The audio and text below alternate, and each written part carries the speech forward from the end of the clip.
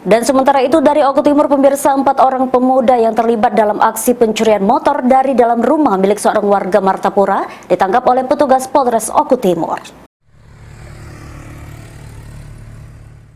Petugas Satreskrim Polres Oku Timur mengamankan 4 pemuda warga Oku Timur karena melakukan pencurian motor milik warga Kecamatan Martapura.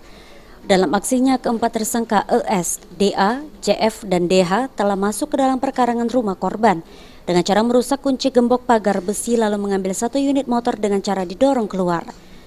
Setelah menjadi DPO polisi cukup lama dan dari hasil penyelidikan, keempat tersangka berhasil ditangkap anggota Satreskrim Polres Oku Timur. Di Boy Madang Timur, yaitu TSK-nya ada 4 pelaku, semuanya. Selanjutnya, guna pertanggungjawabkan perbuatannya, para tersangka yang dijerat polisi pasal 363 KUHP dijebloskan dalam sel tahanan Polres Oku Timur. Aji, PAL TV.